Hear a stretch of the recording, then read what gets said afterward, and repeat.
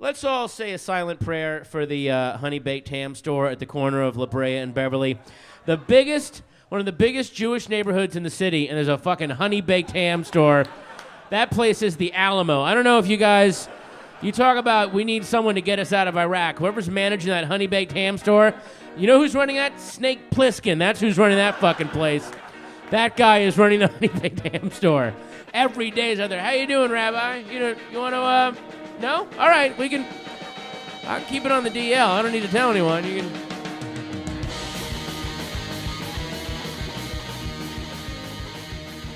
Now, I was doing Carson Daly last week. That's a brag. One of the reasons I got into this business overall was that I could do things that I liked and have fun and kind of amuse myself.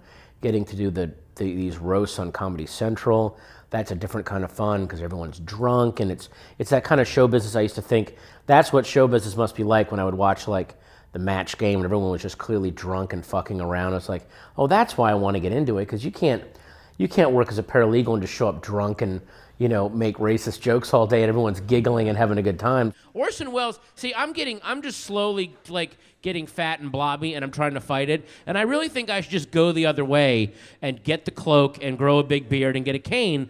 Because Orson Welles taught people, here's how you turn fat. There's a way to turn fat, you can still get pussy and people think you're cool and mysterious. If you're wearing a Ghostbusters 2 shirt and, fucking Bermuda shorts, not so cool. But a big dark cloak and a scarf and your cane, we were like, wow, he wrote himself into fatness. That's the kind of fat you get from reading Paul Verlaine poetry.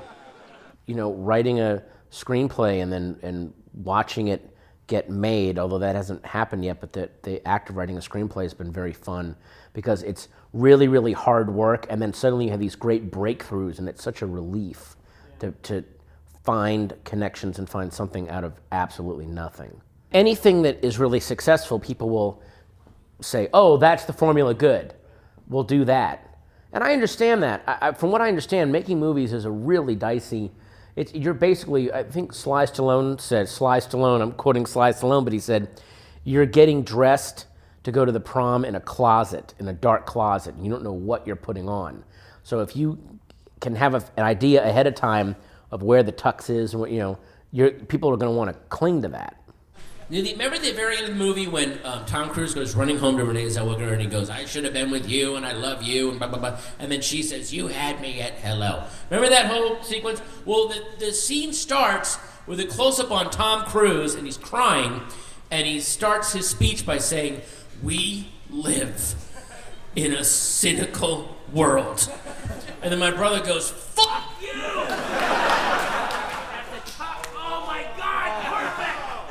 Hang on. My brother yelled, fuck you. Hey, it worked better that way. I went the other way with it. My brother yelled, fuck you. That's what happened.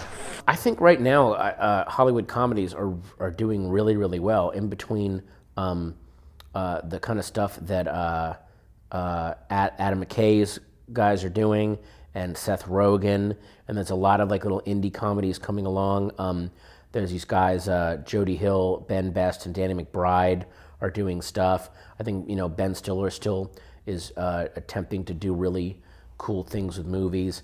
Thomas Lennon and Ben Garant. What they're doing is, instead of, they're working within the system, so that what they're doing is smuggling and going, I'll give them one for them, a night at the museum, and then I'll do one for me, a little... and especially with Sacha Baron Cohen, and there are way more opportunities for good stuff to get through. So I think things could not be better right now.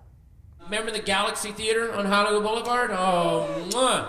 Do you want to see a choppy print of Anaconda in a room full of homeless people's popcorn farts? Hey, come on down to the Galaxy, where Hollywood shines.